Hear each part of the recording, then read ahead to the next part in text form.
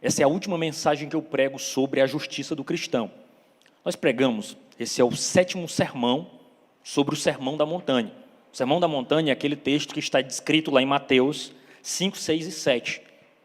Todos aqueles que estão frequentando a escola bíblica dominical, eles estão também estudando o Sermão da Montanha. Eu acredito que eu esteja um pouquinho adiantado, eu estou quase igual com o pessoal da escola bíblica dominical. Como eu comecei antes, mas eles têm todo domingo, eu não prego todo domingo, obviamente, né? Então, nós estamos aí no 7º sermão já, esse, e no 4º sermão da justiça do cristão.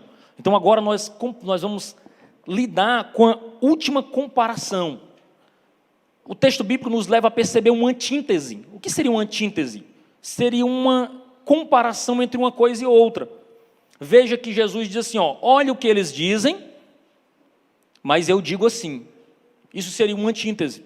Diga assim, eles dizem, ame o seu próximo e odeie o seu inimigo. Eu, porém, vos digo. Então, Jesus estava contrapondo, estava fazendo um contraste entre aquilo que os escribas, que os fariseus, que os religiosos da sua época ensinavam e aquilo que ele, de fato, tinha como verdade de Deus. Então, o Sermão da Montanha, ele, como eu disse na primeira vez que eu preguei aqui, ele é um norte para todos aqueles que desejam caminhar verdadeiramente com Jesus. É uma mensagem aos seus discípulos. É uma declaração para aqueles que abraçaram a fé nele. Eu quero que você tenha paciência para a gente caminhar. Então, nós estamos aqui diante das duas antíteses finais. Primeiro, Jesus está colocando duas situações nesses 10 versículos. Vingança e não vingança. É uma antítese. A segunda antítese é entre o amor passivo e o amor ativo. E aí a gente vai caminhar aí. Eu diria que talvez esse seja o ponto alto do sermão. Tá? O ponto mais importante do sermão seria esse. E ele é um ponto de muita orientação para nós, mas também é muito comum assim, você olhar com um pouco de indignação, porque Jesus exige dos seus discípulos um comprometimento muito sério. E a gente olha para esse texto e percebe que ser crente, caminhar com Jesus, é algo muito sério. Não dá para ser de qualquer jeito, porque ele exige que nós tenhamos alguma renúncia pessoal daquilo que nós gostaríamos de fazer para aquilo que a Bíblia nos orienta a fazer. Tá? Então, trata-se de atitudes que Jesus pede que nós demonstremos com o perverso, com aquele que nos persegue, com aqueles que nos coloca como nosso inimigo, e também, diretamente, aquilo que nós devemos demonstrar para os nossos inimigos. Tá? Então, é um sermão desafiador e que deixa muito claro que nós precisamos do poder do Espírito Santo de Deus para praticar essas coisas. Eu acho muito interessante, irmãos, a leitura da Bíblia, que não tem como você não olhar para a Escritura e não desenvolver um sentimento de dependência de Deus. Porque por mais que você seja estudioso, por mais que você tenha um nome importante na sociedade, por mais que você tenha uma família que ocupa um lugar de destaque na cidade, no estado, seja onde for, cumprir os requisitos de Deus é dependência do Espírito Santo. É você se colocar diante de Deus mesmo em necessidade dele, para que ele o auxilie nesse processo. Então eu quero começar com você caminhando primeiro pelos primeiros versículos, do 38 ao 42, uma atitude passiva e sem vingança. E aí aqui eu aproveito para ler o texto. Tá? Vocês ouviram o que foi dito? Olho por olho, dente por dente. Eu, porém, lhes digo, não resistam ao perverso. Se alguém lhe der um tapa na face direita, ofereça também a face esquerda. Se alguém quer processar você e tirar-lhe a túnica, deixe que leve também a cabo. Se alguém obriga você a andar 1 milha, vá com ele 2. Dê a quem lhe pede, e não volte as costas ao que lhe pedir emprestado. Aqui nós estamos diante de uma palavra muito interessante de Jesus. O que foi que motivou Jesus a falar isso? Ele precisou combater o ensino dos rabinos, dos doutores da lei, irmão Francisco, naquela época. Porque os doutores da lei estavam chegando para a comunidade, para a igreja que eles cuidavam ali, não tinha esse sentimento de igreja, mas existia alguém que instruía ali, e estavam dizendo, olhe, o comportamento daquele que segue ao judaísmo é olho por olho, dente por dente. O que ele estava dizendo? É que se alguém pisou no seu pé, a sua devolutiva era pisar no pé dele também. Se alguém falou mal de você, a devolutiva seria falar mal dele também. Então estava sendo ensinado isso. Aquele povo que estava frequentando aquela unidade ali, aquela comunidade, estavam sendo instruídos nisso. E é preciso que a gente entenda aqui que os rabinos estavam se aproveitando da lei de Moisés. Tá? Então todos eles tinham como base o quê? Os 5 primeiros livros da Bíblia, chamados de Pentateuco. Mas a gente precisa entender que a lei de Moisés, ela além de ser uma lei, um código civil, ou seja, a lei de Moisés orientava as relações ali no dia a dia daquelas pessoas, mas ele também era um código moral. E tudo leva a crer, pelo contexto aqui, que essas palavras dos rabinos, da instrução da lei de Moisés, não era para qualquer pessoa, mas ele estava falando para juízes, aqueles que julgavam a nação, para aqueles que faziam parte do judiciário daquela época. Como? Eles estavam dizendo, olha, quando você for aplicar a retribuição de algum dano, você aplica num princípio de equivalência. Ou seja, olho por olho, dente por dente. O objetivo dele aqui não era que alguém arrancasse um dente ou arrancasse o olho do outro, mas era para que controlasse a justiça. Para que quando o indivíduo fosse se vingar, o cara só machucou o pé dele, ele não arrancasse o braço, o pé e a cabeça do indivíduo. A ideia ali era controlar a retribuição, era limitar a compensação, garantir que o indivíduo não faria além da conta. A ideia ali era um duplo efeito: caracterizar a justiça e refrear a vingança. Ou seja, um camarada foi lá, assaltou a casa de alguém, né? Ou matou o filho de alguém. Esse indivíduo, a família obviamente ficaria muito chateada e iriam propor uma vingança. E aí, como a vingança ela não tem um equilíbrio de poder, muito provavelmente o cara chegaria ali e mataria toda a família de uma vez só. A lei de Moisés, e aqui que a orientação mosaica aqui, que Moisés propõe, era que houvesse um equilíbrio. O que foi que ele matou? Não, ele matou um. Então bora equilibrar. Você vai matar também só um, né? Vamos aplicar a justiça aqui, não vamos passar para além. Mas qual era o problema aqui? É que no tempo de Jesus, já era muito comum que, por exemplo, se eu causasse um dano a alguém, não precisasse mais aplicar o olho por olho. Por exemplo, eu estou dirigindo, atropelo alguém, alguém quebra a perna. Esse alguém vai lá e diz, não, eu vou quebrar a tua também. Na época de Jesus, já havia um sentimento de compensação. Por exemplo, eu assumo meu erro. Do que é que você precisa? Não, eu preciso dos medicamentos, preciso dos cuidados aqui. E eu retribuiria financeiramente aquele problema. Então, no tempo de Jesus, já era possível fazer isso. Mas aqui os escribas e fariseus estavam aplicando um princípio que deveria ser aplicado apenas nos tribunais, nos relacionamentos do dia a dia. Estavam aplicando isso numa briga de vizinho, num alguém que chateou e disse uma palavra do outro. Alguém que fofocou sobre a vida alheia. Então, eles estavam tirando do tribunal e levando para o dia a dia. E aqui Jesus, quando propõe a sua palavra, ele não está deixando de lado ou não está negando o princípio da retribuição. Ele está apenas dizendo, olhe, vocês estão aplicando um princípio que deveria ser dos tribunais nos relacionamentos pessoais. E nos relacionamentos pessoais, o que deve vigorar é o amor e não a vingança. Nos nossos relacionamentos pessoais, irmãos, de igreja, de família, de ambiente de trabalho, o que deve vigorar é o amor e não a vingança. Aquele que serve a Deus não deve retribuir olho por olho. Se alguém no trabalho te persegue, a sua resposta não é a perseguição. Aquele que serve a Jesus, que ama a palavra de Deus, diz assim, deixa, eu coloco nas mãos do Senhor. Eu coloco diante do altar. Eu não vou retribuir do jeito que Ele gostaria. Então assim, mas o que é, então, que Jesus está dizendo aqui? Jesus está dizendo claramente, não resista ao perverso. Ô, irmão, que palavra dura. Não resista ao perverso. O que ele quer dizer? O original deixa entender que a palavra aqui é não retribuir, não devolver na mesma moeda. Mas nós vamos para a Bíblia, e o que é que nós não devemos resistir? Tem algumas coisas que nós não podemos resistir. Uma, a vontade de Deus. Nós não podemos resistir ao próprio Deus. Nós não podemos resistir à verdade. Nós não devemos resistir às autoridades que estão sobre nós. Mas Jesus, por outro lado, orienta que nós resistamos ao quê? Ao diabo. A palavra de Deus diz assim, resista o diabo, ele fugirá de vós. E o diabo não pode ser caracterizado como um perverso? Sim, é o maligno. Mas então o que é que Jesus está querendo dizer? Não resista ao perverso. É que é para mim não resistir ao diabo? De modo nenhum. Nós deveremos resistir ao diabo, como diz o apóstolo Tiago, e ele fugirá de nós. A ideia aqui que Jesus está passando é, nós não devemos resistir àquele que porventura tenta o nosso mal, aquele que nos prejudica, aquele que fala mal de nós. O nosso desejo aqui, a orientação de Jesus é que nós não resistamos. Eita, irmão, é mesmo, Jesus? É. A ideia de Jesus aqui é que nós não nos vinguemos daqueles que nos perseguem.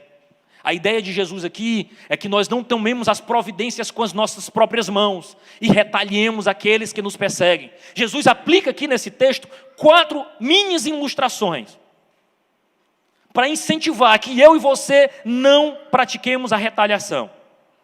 E todas elas são pessoas que tentam nos prejudicar. A ideia que expressa no texto é que nós não devemos apresentar para aqueles que tentam nos fazer o mal. Primeiro, batendo na face. Alguém que esbofeteia. A orientação de Jesus aqui, entregue a outra. Eita, irmão, certeza. Aí ele continua. Levando-nos às barras da justiça. Alguém que vai nos levar aos tribunais. Alguém que nos processa. A terceira, aquele que nos recruta um serviço compulsoriamente, que não nos deixa opção. E o último, aquele que nos pede dinheiro, nos pede alguma coisa emprestada. Jesus não só diz para que nós não resistamos, mas que, se possível, que a gente dobre a oferta. Bateu numa face, oferece a outra. Tomou alguma coisa, leve mais. Forçou a gente a caminhar 1 milha, eu vou 2. E com alegria. Olha a orientação que Jesus manda aqui. Que negócio sério, irmão. Aquele que nos pede emprestado, nós não neguemos. Olha o que Jesus está falando aqui. Irmãos, a gente olha para cá, nos nossos tempos, que é marcado pelo egoísmo, que é marcado pelo individualismo, que é marcado por um tempo de o que é meu e o que é seu ainda é meu. Alguém que quer o que é dos outros e quer o que é seu para si. Num período de extremo egoísmo como nós vivemos hoje, essas falas de Jesus parecem fanatismo. Isso é um bando de fanático, isso é impraticável. Não tem como alguém fazer isso. Esse padrão que Jesus exige é muito alto. Sabe o que é lindo da palavra de Deus? É que Jesus não exige nada de nós que Ele não tenha feito. Quando Jesus foi lançado à cruz, Ele mesmo cumpriu esses requisitos aqui. Jesus, quando na sua prisão, Ele foi cuspido, teve os seus olhos vendados, foi espancado, coroaram com um espinho, vestiram-no com um manto imperial, colocaram um cedro de cana na sua mão, zombaram dele, dizendo assim, salve rei dos judeus. E Jesus, com infinita dignidade, autocontrole, amor, Ele permaneceu calado. E Ele permaneceu calado não era porque Ele não podia fazer nada não, é porque Ele tinha controle. Porque o próprio Jesus diz para Pedro, quando Pedro lança a mão de Malco, corta-lhe a orelha, Jesus pega a orelha, põe no lugar e diz assim, olha Pedro, deixa de besteira, que se eu quisesse me defender, não ia ser você que ia me defender não, eu diria a meu pai agora, e ele me serviria com anjos, ele agiria. Mas agora eu estou me entregando, eu estou me dando, eu vou voluntariamente para essa humilhação. Aqui Jesus, Ele nos pede, e aí eu acho muito interessante, que nós precisamos de dizer que os ensinos de Jesus não são mero idealismo impraticável, irmão. Jesus chamou-nos, os seus discípulos, para uma espécie de comunhão na cruz. Uma espécie de sofrimento com Ele. Nós partilhamos da luta. Sabe por quê?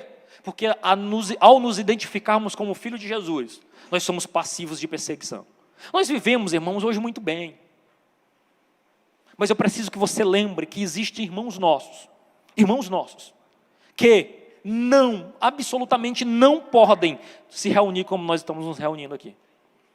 Existem irmãos nossos que não têm um ar-condicionado e cadeiras confortáveis para se reunir numa sexta-feira à noite.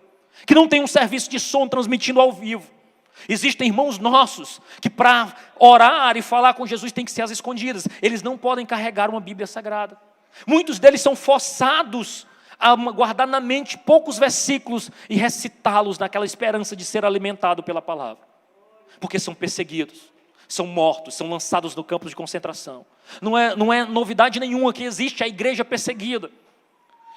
Pessoas que estão em extrema perseguição, irmãos, e às vezes nós estamos tão confortáveis e botamos dificuldade, irmão Sebastião, para tudo. Nós estamos tão confortáveis porque ainda nós não pagamos o preço que é servir a Jesus. Então a gente precisa lembrar disso. Eu não sei se você tem orado pela igreja perseguida, mas eu desafio você a colocar na capa da sua Bíblia. Dizer, Senhor, eu preciso orar mais pela igreja perseguida. Existe uma igreja perseguida, irmão. Uma igreja que não tem espaço, que não pode se reunir publicamente. E aqui, nós somos chamados a ter uma comunhão com a cruz de Cristo Jesus. Agora aqui, irmãos, é preciso que a gente entenda que Jesus, quando diz assim, não resista ao perverso, não é uma não resistência por covardia, por medo, por temor. É uma não resistência porque eu tenho autocontrole. É uma não resistência porque eu sou crente. É uma não resistência porque diz assim, eu podia te fazer, mas eu não faço. Eu podia te dar a resposta que você merece, mas eu não vou fazer, porque eu sirvo a Jesus. Porque eu sou crente. Jesus aqui, ele apresenta essa ilustração, um princípio. Sabe qual é o princípio? O princípio do amor. Um amor altruísta, que não paga mal com mal, mas paga mal com bem. O princípio estabelecido aqui é que Jesus coloca com um propósito proibir a vingança. Mas ele não incentiva a injustiça e a desonestidade. Sabe por quê? Porque o amor verdadeiro, ele se importa com o indivíduo e também se importa com a sociedade. A ordem de Jesus para não resistirmos ao perverso e não resistirmos ao mal, não é uma proibição absoluta contra toda e qualquer força. Por exemplo, nós temos o Estado no Novo Testamento, a organização estatal, como uma força legítima. O apóstolo Paulo coloca que o Estado, a força policial, o Estado e os seus aparatos, como uma instituição instituída por Deus. É claro que não é o fato de Deus ter instituído o Estado, que nós devemos nos apegar ao Estado com todas as nossas forças. Pelo contrário, nós sabemos muito que existem estados autoritários, que perseguem, que matam, que minam, porque são geridos por seres humanos. Então a nossa presença aí é cautela. Mas nós precisamos entender que a função do Estado é diferente da função do indivíduo. É importante que a gente entenda o que Paulo diz em Romanos, capítulo 12, versículo 17. Ele diz assim, não torneis a ninguém mal por mal. Esforçai-vos para fazer o bem perante todos os homens. Não vos vingueis a vós mesmos, amando mais dai lugar à ira, que é a ira de Deus. Porque está escrito, a mim me pertence a vingança, eu a retribuirei, diz o Senhor. Pelo contrário, se o teu inimigo tiver fome, dá-lhe de comer. Se tiver sede, dá-lhe de beber, porque fazendo isto, amontoará brasas vivas sobre a sua cabeça. Paulo, aqui instruído por Deus, está orientando que nós não pratiquemos a vingança. E sabe por que ele pede que nós não praticamos a vingança? Não é porque a vingança seja errada em si mesmo, mas porque a vingança ela pertence ao Deus. Vingar-se é uma prerrogativa de Deus e não do homem. É por isso que não cabe a nós vingar-nos, porque a vingança pertence ao Senhor. Louvado seja o nome do Senhor. E é preciso que a gente entenda, irmãos, que Jesus exige dos seus discípulos uma posição, uma atitude pessoal. Mesmo aqueles que nos perseguem, mesmo aqueles que nos maltratam, mesmo aqueles que nos ferem, que nós exalemos, que nós demonstremos fruto de misericórdia, que nós renunciemos à retaliação, que nós desejemos mais causar bem do que mal. Esse é o caminho do discípulo de Jesus. Sabe por quê? Porque nós entregamos para Deus os nossos direitos. Nós entregamos para o Senhor a nossa ira. Nós entregamos para o Senhor julgar aqueles que nos perseguem e nos maltratam. E como é que nós devemos nos apresentar diante desses? Não resistindo. Eu quero ilustrar essa primeira parte com um relato de um grande pregador americano, que é o Dr. Martin Luther King. Muitos de vocês já ouviram falar. Ele foi uma peça fundamental na luta por os direitos civis dos negros nos Estados Unidos. E o Dr. Martin Luther King, ele foi inclusive morto nesta luta. E no dia do seu velório, o Dr. Benjamin Miles, falando no funeral do Dr. King, ele usou as seguintes palavras, e eu abro aspas aqui para o Dr. Benjamin Miles. Se algum homem conheceu o significado de sofrimento, esse foi King. A sua casa foi bombardeada. Viveu durante 13 anos, dia após dia, sob constantes ameaças de morte. Foi maliciosamente acusado de ser comunista. Foi falsamente acusado de ser hipócrita. Foi esfaqueado por um membro de sua própria raça. Foi encurralado no vestíbulo de um hotel. Foi preso mais de 20 vezes. Uma vez foi profundamente magoado por seus amigos, que o traíram. E não bastante, esse homem não guardava amargura em seu coração, nem rancor em sua alma, nem espírito de vingança em sua mente. E ele andou por este mundo pregando a não violência e o poder redentor do amor. Olha que coisa maravilhosa, irmãos. Ser dito no leito de morte de alguém que se pareceu com Cristo. Sabe por quê que eu falo sobre isso? Porque muitas vezes o nosso desejo é aquela famosa frase: eu não levo desaforo para casa. Ah, se me provocar eu digo mesmo. E isso, irmãos, eu quero lhe dizer que cada um de nós precisa lutar pessoalmente com isso, porque é da nossa natureza o reagir. Não reagir é natureza do Espírito em nós. E é uma luta constante, uma vigilância constante, que nós precisamos aprender a praticar, porque a ideia de Jesus nesse texto, falando aos seus discípulos, é: não resista ao perverso, não resista àquele que te maltrata, não resista àquele que te persegue. Sabe por quê? Porque Deus diz: a vingança pertence a mim. Nós precisamos crer nisso de tal modo, irmãos, que dizem: Senhor, é o Senhor quem me justifica, é o Senhor quem defende as minhas causas. Sabe por quê? Porque se nós decidirmos lutar as nossas próprias batalhas, Deus diz: então você não quer que eu entre? Então eu não preciso te defender? Mas uma vez que nós nos submetemos e diz: deixa, porque Deus cuida de mim. É Deus quem zela pela minha vida, é Deus quem zela pelo meu ministério, é Deus quem zela pelo meu trabalho, é Deus quem zela pela minha vida. Nós não precisamos sujar as mãos, irmãos, porque o Deus que nós servimos, Ele é Deus que cuida dos seus filhos, é Deus que guarda e que protege os seus filhos. O que nós precisamos nos lançar é diante de Deus, dizendo: Deus, muda o meu coração. Não deixa eu reagir como um ímpio reagiria, mas me deixa, Senhor Deus, reagir como um crente reagiria. Ah, irmão, tem que haver diferença entre aquele que serve a Deus e aquele que não serve. Tem que haver diferença entre aquele que carrega o nome de crente e aquele que não carrega. E aí, o que é que nós precisamos, irmãos? Nos vigiar, nos ajudar. Porque aqui eu estou pregando esta palavra consciente de que primeiro ela fala comigo. Eu não estou pregando para você aqui porque eu não reajo como não é para reagir, não. Mas essa palavra nos orienta e nos ajuda a dizer: Senhor, me ajuda. Me ajuda. Porque às vezes, quando a gente já vê, a gente já tem dito. É por isso que Jesus gosta de perdoar a gente. E a gente se lança nos pés de Jesus e diz: Jesus, eu não devia ter dito. Eu não deveria ter falado, eu machuquei meu irmão, eu feri aquele que está ali. Porque assim, o ímpeto das palavras, irmãos, muitas vezes a causa de grandes desentendimentos dentro da família, dentro da igreja, dentro do ambiente de trabalho. Porque nós agimos precipitadamente e não refletimos pacificamente. Nós, aqueles que amamos e servimos a Jesus, não podemos ceder à provocação. Alguém lhe provoca? Alguém lhe lança algo que lhe desce amargo ao espírito? Se apresente primeiro diante de Deus. Se apresente com expectativa diante de Deus. Digo: Senhor, antes de eu responder, eu vou orar. Mas às vezes, sabe o que a gente faz? A gente não faz. A gente diz: Jesus, pode deixar comigo. O Senhor não sabe responder, não. Eu sou que nem Pedro. Deixa eu tirar minha espada bem aqui, que eu dou 2 cortes. Aí Jesus diz para nós: sabe o quê? Guarda a tua espada, Pedro. Guarda a tua espada, Pedro. Tem calma, Pedro. Não é?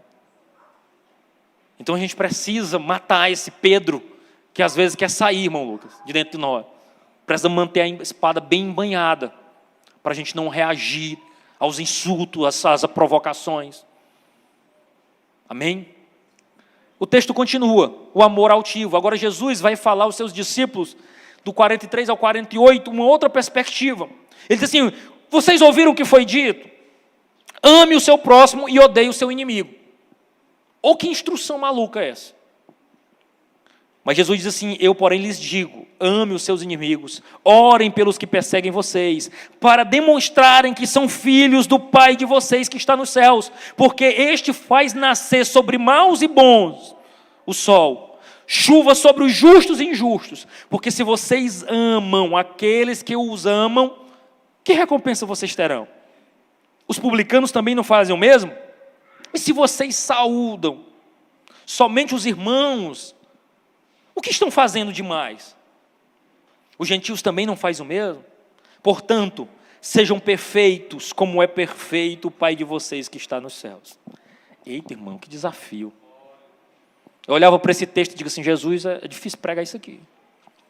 Para a igreja dos nossos dias, é difícil. Mas é a palavra do Senhor. É a orientação de Deus para as nossas vidas. E aqui nós temos uma gigante distorção. Veja que eu não posso praticar o que os escribas e os fariseus estavam fazendo. Sabe o que eles estavam fazendo? Eles estavam torcendo a Bíblia, torcendo a palavra de Deus. Jesus condena e diz: vocês ouviram o que foi dito por aí? Vocês ouviram o que esses pregadores estão dizendo aí? Ame o seu próximo, odeie o seu irmão. Jesus diz: não é assim não. Eles estão ensinando errado. Sabe por que eles estão ensinando errado? Porque eles estão ensinando que nós devemos amar o próximo e odiar o inimigo. Eles omitem e acrescentam a lei de Deus. Eles tiram um pedaço e botam outro. Eles reduzem o amor, deixando de fora a palavra como a ti mesmo. Porque a palavra original diz assim: ame o teu próximo como a ti mesmo. Eles já tiraram, engoliram um pedaço aqui, né? Ame só o teu próximo, já deram uma aliviada aí. E ainda pior, ele elimina os destinatários. Ele diz assim, ele exclui os inimigos, tá? E ainda põe uma autorização para odiá-los, né? Ele diz assim: ame o teu próximo como a ti mesmo, seria a ideia. Aí ele diz assim, ó, inimigo não é próximo. E se inimigo não é próximo, ainda vamos botar mais um acréscimo aqui, nós podemos odiá-los. Mas não é assim. Jesus disse: não. Não é desse jeito. Qual era o argumento dos escribas e fariseus? Era dizer: o meu próximo é alguém do meu povo, rapaz. O meu próximo é alguém da minha família, o meu companheiro, é alguém da minha parentela. Só que a lei de Deus não diz isso. Se você vai lá no Antigo Testamento, Deus tinha um cuidado enorme com o pobre e com o estrangeiro. Deus tinha um cuidado que, inclusive, Ele orienta através da lei, de deixar, por exemplo, respingaduras do campo, algumas espigas para o pobre e para o estrangeiro. Ele diz: quando você for colher do seu campo, não colha tudo não, deixe lá para o pobre, para o estrangeiro. Ou seja, Deus tinha uma preocupação com aquele que era estrangeiro. E ainda, eles ainda fechavam os olhos para a instrução lá em Êxodo, que diziam assim, ó: se encontrares o boi do teu inimigo, ou o jumento desgarrado, lo conduzirá. E ainda, se vires prostrado debaixo de uma carga o jumento daquele que te aborrece, não o abandonarás, mas ajudá-lo-á a se erguer. Isso aqui era a lei de Moisés. Os escribas conheciam, só que eles fecharam os olhos. Sabe por quê? Porque a gente gosta de fechar os olhos para aquilo que nos incomoda. A gente só quer da Bíblia aquilo que nos diz: vai ser vitória, vai ser bênção, eita, você vai dominar os teus inimigos, é só vitória, é bênção, glória a Deus. E aquilo que é para nós, muitas vezes nós omitimos. Então os escribas e fariseus que escreviam a lei, que tinham contato com a palavra de Deus, sabiam dessas instruções, mas eles preferiam deixar de lado, fechar os olhos, abandonar. Não se interessaram por saber o que a palavra dizia, porque a orientação de Deus lá no Antigo Testamento era: não abandone, mesmo que alguém que te aborreça, se tu vê um bem dele correndo o risco de ser danificado, ajuda, cuida, conduz, não deixa que morra. É possível aqui que os escribas e fariseus estivessem também se utilizando, sabe de quê? da autorização que Deus deu à guerra e também dos salmos imprecatório. Não sei se os irmãos sabem o que é um salmo imprecatório, mas é um salmo em que o salmista põe para fora todo o seu desejo. Diz: olha, nós vamos perseguir os nossos inimigos e vamos matar. Aqueles salmos de que o salmista escreve com o desejo de destruição dos seus inimigos. Então os escribas podem ter lido esses textos e pensar: não, Jesus está autorizando a gente odiar os nossos inimigos. Mas não é isso. Eles entenderam muito mal a guerra e a autorização de Deus. Porque a guerra que Deus autorizou foi contra um povo idólatra, contra um povo que não amava a palavra de Deus. Então não era a guerra do indivíduo, era a guerra de Deus. Os salmos imprecatórios não era para defender a honra do próprio indivíduo, mas para defender a honra de Deus. Era uma ira santa e justa. É preciso que a gente entenda isso, porque a gente não pode correr o risco de aplicar um princípio que não era um princípio da palavra de Deus. Existe uma ira santa, existe um ódio justo. Qual é ele? Aquele ódio que é motivado por defender a glória de Deus. É preciso que a gente visite, por exemplo, o Apocalipse 19, do versículo 1 ao 4, onde nós temos lá os mártires que morreram na grande perseguição, quando Deus se levanta para julgar as nações, para condenar a grande Babilônia, os inimigos de Deus. Eles dizem: amém, porque o Senhor pratica justiça. Ou seja, a justiça de Deus, a condenação dos ímpios, lá naquele grande dia, onde Deus oferece justiça, deve ser glorificada, porque ela é uma justiça legítima, é uma defesa da honra e da glória de Deus. Mas essa distorção à lei, que os escribas e fariseus estavam fazendo, era o contrário àquilo que Jesus expressava. Ele dizia: eu, porém, vos digo, ame os vossos inimigos. Irmãos, o nosso próximo não é necessariamente aquele membro da nossa comunidade de fé, não é necessariamente alguém da nossa classe social, ou até mesmo alguém da nossa própria religião. O nosso próximo, irmão, inclui o nosso inimigo. Sabe como é que eu sei que é um próximo em necessidade? É o que eu posso fazer por alguém, algum ser humano em necessidade, da qual eu tenho conhecimento, e estando em possibilidade de aliviá-la de alguma forma. Ora, se eu sei que alguém, por mais que seja um desafeto meu, por mais que seja alguém que me persiga, que me calunei, mas que está precisando de uma ajuda, de um auxílio, e eu posso ajudar, ele é meu próximo. Ele é alvo daquilo que Deus me deu para abençoá-lo. Eu não posso negar, saber que mesmo alguém: mas eu não gosto de fulano, se fosse Beltrano eu ajudava. Não. O nosso dever como cristão é saber que se um ser humano está em necessidade, e eu tenho condições de ajudar, que eu posso ajudar, eu tenho condições de socorrer, por mais que seja alguém que seja um desafeto, que seja alguém que não goste de mim, mas eu tenho condições de socorrer, eu devo fazer. Isso é uma atitude cristã, é a de alguém que serve a Deus. Então, qual é a nossa obrigação com o nosso próximo, sendo ele amigo ou inimigo? Primeiro, nós precisamos amá-lo. E para que nós possamos amá-lo, nós precisamos expressar isso. Como, irmão, que eu expresso amor? Atos, palavras e orações. Quais são os atos? Amar o nosso inimigo e fazer o bem aos que vos odeiam. O amor, irmãos, ele não é um sentimento. Sabe qual é o problema da nossa sociedade atual? É porque nós reduzimos o amor a um sentimento. É por isso que os casamentos não duram. É por isso que eu só tenho uma amizade que ela possa me retribuir de algum modo. É por isso que eu escolho amizades em que eu possa me aproveitar, ou que eu possa, de algum modo, usufruir daquilo que aquela pessoa tem. Mas amor não é isso. Amor é uma decisão. É por isso que nós precisamos decidir amar mesmo aqueles que nos perseguem. Porque eu não posso pautar em sentimento, eu preciso pautar isso, irmãos. Eu preciso pautar isso em ação. Nosso inimigo está procurando fazer o mal, nós procuramos o bem dele. Ele está nos atacando, nós procuramos o bem dele. Sabe por quê? Porque especialmente Jesus morreu por mim e por você, enquanto nós éramos inimigos dele. Paulo, escrevendo a Romanos, diz que nós éramos inimigos de Deus, e a si mesmo ele enviou seu Filho, e não poupou seu próprio Filho, por amor dos seus inimigos. Nós éramos inimigos de Deus, e se nós éramos inimigos de Deus, ele se apiedou de nós, porque nós não podemos agir com bondade e benevolência com aqueles que muitas vezes nos maldizem e nos provocam. Nossos atos precisam ser favoráveis a isso. Mas não só isso, as nossas palavras. Palavras também podem expressar o nosso amor. Palavras dirigidas especificamente aos nossos inimigos, mas também especificamente dirigidas a Deus em favor deles. É o que a palavra diz: bendizei os que vos maltratam. Bendizei aqueles que vos perseguem.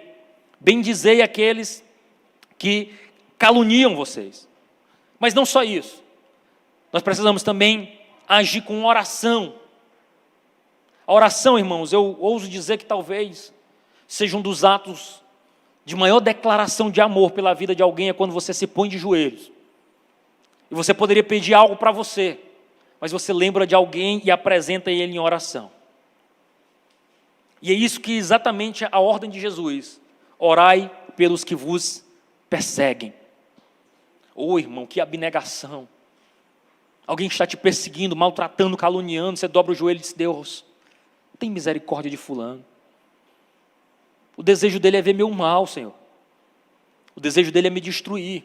Mas eu quero apresentar ele diante de Ti. Tem misericórdia dele e de mim também. Irmãos, quando nós pensamos sobre isso, sobre esse ensino de Jesus, é impossível nós não pensarmos numa escada. Uma escada com pelo menos 9 degraus. O primeiro degrau é a orientação assim, ó. Primeiro degrau: não devemos tomar qualquer iniciativa perversa. Alguém está nos maltratando, nos machucando, nos perseguindo. Nós não devemos tomar nenhuma atitude perversa. Segundo, não devemos vingar-nos do mal. Terceiro, temos de ficar quieto. Quarto, temos de sofrer a injustiça. Quinto, temos de ceder ao malfeitor mais do que ele exige. Sexto, não devemos odiá-lo. Sétimo e oitavo, devemos amá-lo e lhe fazer o bem. Nono, devemos suplicar a Deus em benefício dele. Eita, irmão, que dificuldade. Não faz parte da nossa natureza, irmãos. Isso é antinatural para nós. Colocar-nos de joelhos, orando pelo nosso inimigo, é algo que é impossível para a nossa natureza carnal. É por isso que nós precisamos desesperadamente da ação do Espírito Santo em nós. A igreja que de fato aguarda o Senhor, que compreende os sinais decisivos do tempo, há de se lançar em oração, irmão, em amor. Todas as forças da sua alma, com todas as forças para ter uma vida santificada e dependente de Deus. Irmãos, Jesus mostrou amor pelos nossos inimigos, através de atos, palavras e ação. E ele declara que para que nós provemos que somos filhos dele, que somos ligados com ele, nós precisamos fazer o mesmo. É isso que ele fala em Mateus 5,45, no texto que nós lemos.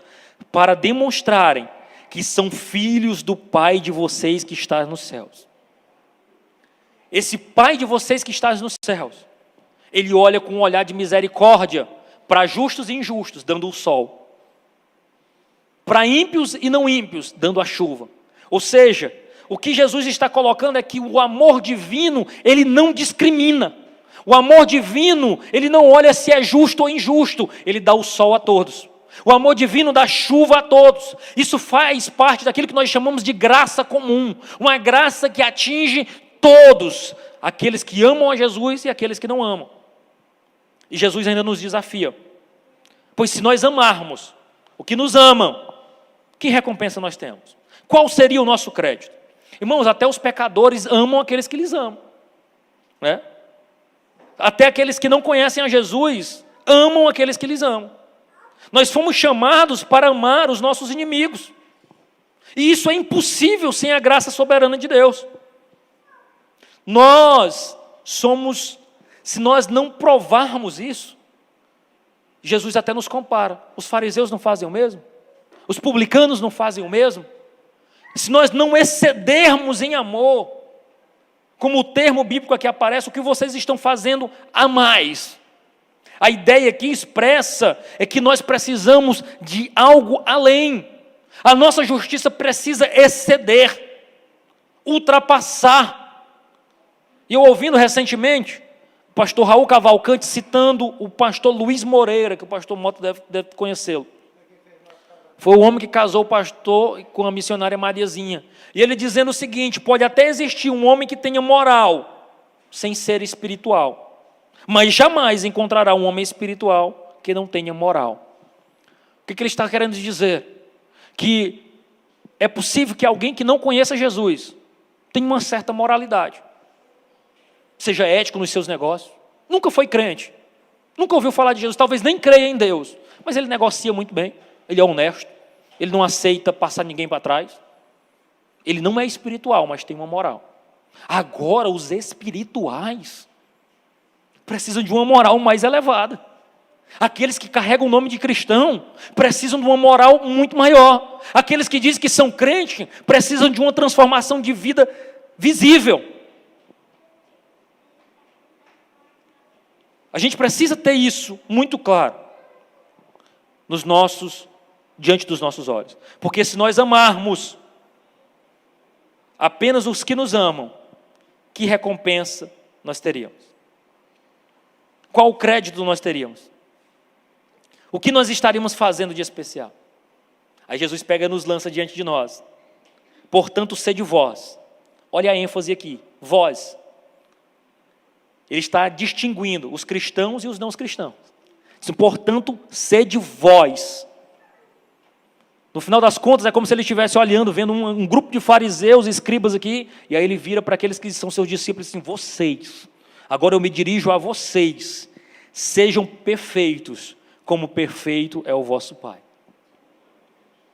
Note aqui, que inclusive talvez alguém possa ensinar, que aqui nós consigamos chegar à plenitude da perfeição e da santidade. Isso não é possível. Nós fazemos aquilo que o escritor aos Provérbios, Salomão escrevendo nos Provérbios 4, 18, diz assim, que o caminho do justo é como a luz da aurora. Ele vai brilhando, brilhando até ser dia perfeito. Mas nós sabemos que aqui nessa terra nós não chegaremos à plenitude. Nós nos esforçamos para chegarmos ao máximo possível. Mas só quando aquilo que é corruptível se revestir de incorruptibilidade, aquilo que é mortal se revertir de imortalidade, é que de fato nós plenamente experimentaremos a plena santidade em Deus. Mas aqui Jesus está desafiando que nós sejamos perfeitos. Perfeitos em quê, irmãos? Perfeitos em amor. Como assim? Um amor que ama mesmo aqueles que lhes perseguem. Um amor que não vinga-se. Um amor ativo. O chamado de Cristo, irmãos, Ele nos chama a ser perfeito. Até mais do que sermos santos. Porque nós temos alguém para nós imitarmos em perfeição, que é o próprio Senhor Jesus Cristo. E aí eu uso as palavras do John Stott para falar. Nossa obediência, ela é fruto da nossa nova natureza. Somos filhos de Deus através da fé em Jesus Cristo. Mostramos de quem somos filhos quando nós exibimos semelhança familiar. Somente quando nos tornamos pacificadores como Ele é, apenas como nós amamos um amor todo abrangente como o seu, é que de fato nós externamos a semelhança da família. Não é assim? Quando a gente pega e vê uma criança que começa a ter traços de alguém da família, a gente pega e diz assim, ó, puxou a fulano, né? Puxou o Beltrano, porque ele começa a exibir traços da personalidade, ou seja, ele herdou. Nós precisamos puxar ao nosso Pai Celestial. Nós precisamos ouvir esse elogio, você pode estar igualzinho a Jesus. Mas está parecendo um crente. Está agindo como um crente agiria. Porque muitas vezes, irmãos, infelizmente, às vezes o que a gente ouve mais é dizer, e tu é crente? E um crente pode fazer isso? Que Deus nos guarde disso. Que fujamos disso, para nos parecermos mais com Jesus. Concluo dizendo, a primeira antítese aqui apresentada é uma ordem negativa, não resistais ao perverso. A segunda é positiva, amai os vossos inimigos e procurai o seu bem. Agostinho, bispo de Hipona, no quarto século, ele diz, muitos têm aprendido a oferecer a outra face, mas não sabem como amar a pessoa que os esbofeteou. Às vezes nós até oferecemos a outra face, mas não conseguimos amar aquele que nos prejudicou. Às vezes até nós não resistimos àquele que nos prejudica, mas eu disse assim, me prejudicou uma vez, tchau, não fale mais comigo não. Siga seu rumo que eu sigo o meu. Nós contrariamos o ensino de Jesus, porque a ideia aqui, como diz Agostinho, é não só aprendermos a dar outra face, mas também aprendemos a perdoar aquele que nos machucou, que nos feriu, que nos esbofeteou. Jesus apresentou um contraste, irmãos, muito claro, entre o que é a cultura secular, que o mundo prega, e a cultura cristã.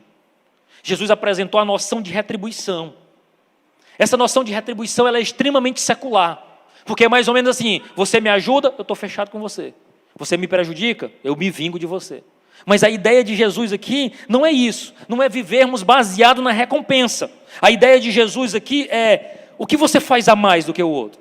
Porque a vida velha do cristão se baseia na justiça rude, que se vinga das injúrias e retribui os favores. Mas a nova vida em Cristo baseia-se no amor divino, recusando-se vingar e vencendo o mal com o bem. Nós somos chamados a isso, irmãos. Não tem como, irmãos, sem o Espírito Santo de Deus, nós caminharmos de acordo com sua palavra. Nós não podemos nos esquivar daquilo que a palavra de Deus faz. Porque esquivar-se e fugir daquilo que a Bíblia diz era tarefa de escriba e fariseu. Pelo contrário, nós que somos cristãos, nós temos um apetite por aquilo que é do céu. Nós temos fome e sede de justiça.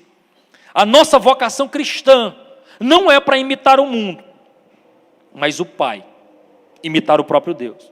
E é por meio dessa imitação que a contracultura cristã se torna visível para todos aqueles que nos veem, que entram em contato conosco. Nós somos desafiados, meus irmãos, a viver a justiça do cristão, a não nos vingarmos e a termos um amor ativo, a não exercer a nossa própria justiça, mas confiarmos na justiça de Deus, a não vingar daqueles que nos prejudicam, porque se nós amarmos apenas aqueles que nos amam, nós não estamos fazendo nada além do que os escribas e os fariseus também fazem. Mas se nós nos lançarmos, irmãos, verdadeiramente aos pés do Senhor, entregando para Ele os nossos direitos, entregando para Ele a nossa própria vida, porque uma vez que nós confessemos Jesus como nosso único e suficiente Salvador, nós já não somos dono da nossa vida, nós morremos para nós mesmos. E alguém que está morto, irmão, ele não sente. Alguém que está morto, você belisca ele não sente. Nós não estamos mortos para as coisas espirituais, mas nós estamos mortos para as críticas e principalmente devemos estar mortos também para os elogios. Porque assim como as críticas prejudicam extremamente a vida espiritual de alguém, os elogios também são perniciosos para a vida do cristão. Então que a luz de Cristo brilhe em nós. Nós fomos chamados para ser sal da terra e luz do mundo. Que Deus em Cristo nos abençoe, nos ajude a compreender a sua palavra, não sermos apenas ouvintes da palavra de Deus, mas praticantes dela. Em nome de Jesus eu agradeço a oportunidade.